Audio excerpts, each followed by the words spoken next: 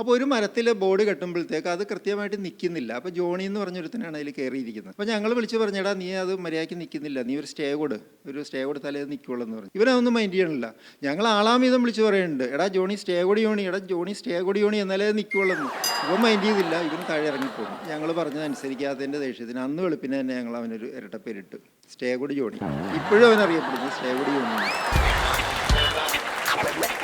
Number 18 hotel anybody can stand up നിങ്ങൾക്കായി അവതരിപ്പിക്കുന്നത് number 18 hotel fort Kochi, Kerala.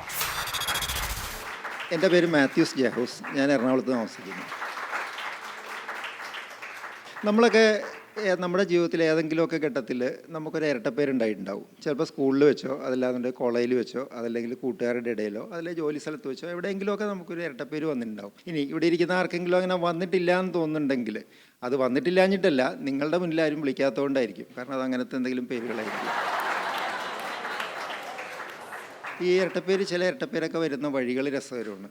പണ്ട് ഞാൻ കോളേജിലൊക്കെ പഠിക്കുന്ന സമയത്ത് എനിക്ക് കുറച്ച് രാഷ്ട്രീയ പ്രവർത്തനമൊക്കെ ഉണ്ടായിരുന്നു. അതായത് ബോർഡ് എഴുതുക, അത് വലിച്ചു കെട്ടുക, മരത്തിലും പോസ്റ്റിലൊക്കെ വലിച്ചു കെട്ടുക, ഇതൊക്കെയായിരുന്നു ഞങ്ങളുടെ രാഷ്ട്രീയ പ്രവർത്തനം. ചായ കുടിക്കാനുള്ള കാശ് കിട്ടാൻ വേണ്ടി മാത്രം. അപ്പോൾ ആ ഒരു ഇലക്ഷൻ കാലത്ത് ഞങ്ങൾക്കൊരു 30 ബോർഡ് റോഡിലൊക്കെ വെക്കാനുള്ള ഒരു ഓർഡർ കിട്ടി. അപ്പോൾ ഞങ്ങൾ ഒരു 10-12 പേര് 3-4 സൈക്കിളൊക്കെ എടുത്ത് അതിൽ ബോർഡൊക്കെ വെച്ച് കുറേ കയറും എല്ലാമായിട്ട് ഞങ്ങളിങ്ങനെ രാത്രി ഇറക്കി. അപ്പോൾ ഒരു മരത്തിൽ ബോർഡ് കെട്ടുമ്പോഴത്തേക്ക് അത് കൃത്യമായിട്ട് നിൽക്കുന്നില്ല. അപ്പോൾ ജോണി എന്ന് പറഞ്ഞൊരുത്തനാണ് അതിൽ കയറിയിരിക്കുന്നത്. അപ്പോൾ ഞങ്ങൾ വിളിച്ച് പറഞ്ഞെടാ, നീ അത് മര്യാദയ്ക്ക് നിൽക്കുന്നില്ല, നീ ഒരു സ്റ്റേ കൊടുത്താലേ അത് നിൽക്കുള്ളൂ എന്ന് പറഞ്ഞു. ഇവനതൊന്നും മൈൻഡ് ചെയ്യണില്ല. ഞങ്ങൾ ആളാമീതം വിളിച്ച് പറയുന്നുണ്ട്, എടാ ജോണി സ്റ്റേ കൊടി യോണി, എടാ ജോണി സ്റ്റേ കൊടി യോണി എന്നാലേ അത് നിൽക്കുള്ളൂ എന്ന്.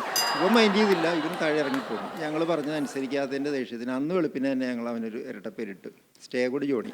ഇപ്പോഴും അവനറിയപ്പെടുന്നു സ്റ്റേ കൊടി ജോണി. 10ാം ക്ലാസ്സിൽ ഞാൻ പഠിക്കുമ്പോഴത്തേക്ക് ഞങ്ങളുടെ കൂട്ടത്തിലുണ്ടായിരുന്നൊരു പയ്യന് ഈ പറഞ്ഞ ഒരു വീട്ടിലെ പ്രാരാബ്ദവും കഷ്ടപ്പാടൊക്കെ കാരണം കോളേജിലേക്ക് പോകാൻ കഴിഞ്ഞില്ല. അപ്പോൾ ഞങ്ങളൊക്കെ കോളേജിലേക്ക് പോയി. അപ്പോൾ ഇവൻ ഈ ചെറിയ പുല്ല് വെട്ടുക, ഓട് മാറ്റിയിട്ട് കൊടുക്കുക, ഇങ്ങനെയുള്ള ചെറിയ ജോലികളൊക്കെ ചെയ്ത് അവനങ്ങനെ കുടുംബത്തെ സഹായിക്കുകയാണ്.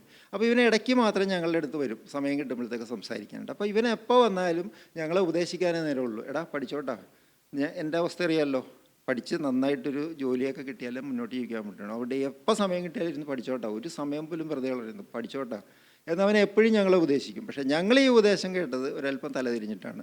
ഞങ്ങളവനെ അന്ന് തന്നെ പേരിട്ടു പഠിച്ചോട്ടാ. ഈ ഇരട്ടപ്പേരിൻ്റെ സഹോദരനായിട്ട് വരും ബോഡി ഷെയ്മിങ്. രണ്ടും കളിയാക്കലാണല്ലോ. പണ്ടൊക്കെ നമ്മളൊരാളെ പറ്റി അടയാളം പറയാൻ വേണ്ടിയിട്ട് പറയും, കറുത്തടിച്ച മനുഷ്യനില്ലേ, കുടവേറൊക്കെ ചാടിയ മനുഷ്യൻ. ഇപ്പം അങ്ങനെയൊക്കെ പറഞ്ഞിട്ടുണ്ടെങ്കിൽ കേസും വരും, പ്രശ്നമാകും, ഭാഗ്യമുണ്ടെങ്കിൽ പള്ളക്കിട്ട് നല്ല കുത്തും കിട്ടും. അപ്പോൾ അതുകൊണ്ട് ഇപ്പോൾ നമ്മൾ പറയാം, ചുവന്ന ഷർട്ട് ഇട്ട് വരുന്ന ആളില്ല, പച്ച ഷൂസൊക്കെ ഇടയ്ക്ക് ഇട്ട് വരുന്ന ആൾ, ഇങ്ങനെയൊക്കെ പറയും. കുറച്ച് നാൾ മുമ്പ് എന്നെ ഒരാൾ സിനിമയിൽ അഭിനയിക്കാൻ വേണ്ടി വിളിച്ചു. അപ്പോൾ അയാൾ പറഞ്ഞു, നായക തുല്യ പ്രാധാന്യമുള്ള വേഷമാണ്, കുറച്ച് ചില്ലറയും മേടിച്ചു തരാമെന്ന് പറഞ്ഞു. പക്ഷേ ഞാൻ പോണില്ല.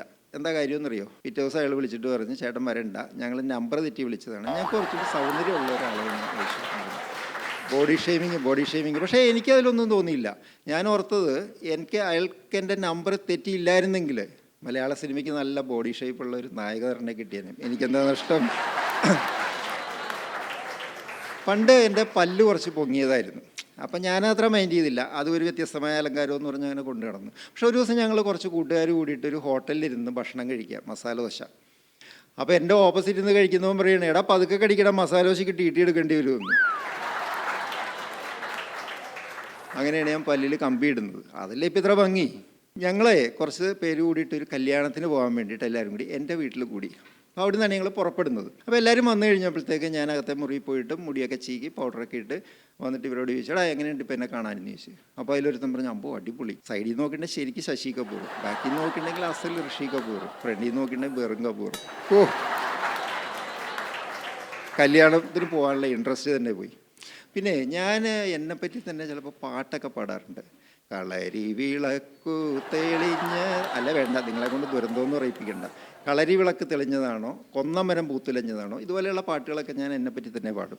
മലയാളികളിലെ ഏറ്റവും സുന്ദരനായ മമ്മൂക്കയെ പറ്റിയുള്ള പാട്ട് തന്നെ ഞാൻ എന്നെപ്പറ്റി പാടുന്നതിനൊരു കാരണമുണ്ട്. എന്നെ കണ്ടിട്ട് മമ്മൂക്കയുടെ ഒരു കട്ടുണ്ടെന്ന് ധാരാളം പേര് പറഞ്ഞിട്ടുണ്ട്. ഞാനത്ര വിശ്വസിച്ചിരുന്നൊന്നുമില്ല. പക്ഷേ ഒരുപാട് പേരിങ്ങനെ പറയാൻ തുടങ്ങിയപ്പോഴത്തേക്ക് എനിക്ക് തന്നെ ഒരു സംശയം. അപ്പോൾ ഞാൻ അന്ന് രാത്രി കണ്ണാടിയിൽ വീട്ടിൽ പോയിട്ട് കണ്ണാടിയിൽ നോക്കി. അപ്പോൾ എനിക്ക് തോന്നി, ശരിയാണല്ലോ, മമ്മൂക്ക കൃതാവ് വെച്ച മാതിരി ഉണ്ടല്ലോ എന്ന് എനിക്ക് തന്നെ ഒരു ഡൗട്ട് തോന്നി. പക്ഷെ അപ്പോഴും ഞാൻ അഹങ്കരിച്ചില്ല. വീണ്ടും ഒരു കൂട്ടുകാരൻ ഇങ്ങനെ പറഞ്ഞപ്പോഴത്തേക്ക് ഞാൻ അയാളോട് ചോദിച്ചു, എടാ നീ പറയുന്ന സത്യമാണോ എന്ന് ചോദിച്ചു. അവൻ പറഞ്ഞു അതെടാ നിൻ്റെ ആ ഒരു പൊക്കവും ആ ഒരു തലയെടുപ്പും ആ ഒരു നടപ്പും ഒക്കെ കറക്റ്റ് മമ്മൂട്ടിയാണെന്ന് പറഞ്ഞു. അപ്പോൾ ഞാനവനെ സംശയത്തോടു കൂടി നോക്കിയപ്പോഴത്തേക്ക് അവൻ പറഞ്ഞ് അല്ല എന്ന് വെച്ചാൽ തൊട്ടടുത്ത് നിന്ന് നോക്കുമ്പോഴല്ല ഒരു ഇത്തിരി മാറി ഇത്തിരി ദൂരെ നിന്ന് നോക്കുമ്പോഴത്തേക്ക് കറക്റ്റ് മമ്മൂട്ടിയാണെന്ന്. അപ്പോൾ ഞാൻ ചോദിച്ചു അങ്ങനെ.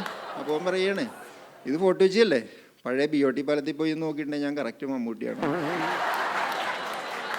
എന്നെ സിനിമയിൽ മാത്രമൊന്നുമില്ല പല വെബ് സീരീസിലും സീരിയലിലും ഒക്കെ അഭിനയിക്കാൻ വിളിച്ചിട്ടുണ്ട്. പക്ഷേ ഞാൻ അതൊക്കെ ഒരു ബോഡി ഷെയ്മിങ് ആയിട്ട് തന്നെ കണക്കാക്കിയിട്ടുള്ളൂ.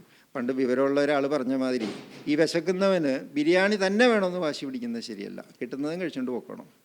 ആ ഉപദേശം ഫോളോ ചെയ്ത് ഞാനിപ്പോൾ എൻ്റെ ചെറിയ ജീവിതവും ചെറിയ ചെറിയ ആഗ്രഹങ്ങളായിട്ട് മുന്നോട്ട് പോകുന്നു. അതാണ് നല്ലത്. Thank U.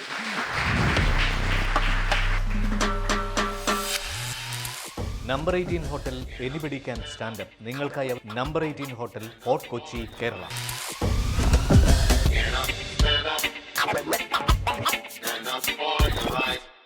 കൂടുതൽ വാർത്തകളും വിശേഷങ്ങളും നിങ്ങളിലേക്കെത്താൻ ABC TV സബ്സ്ക്രൈബ് ചെയ്യുക, ബെൽ ബട്ടൺ അമർത്തുക.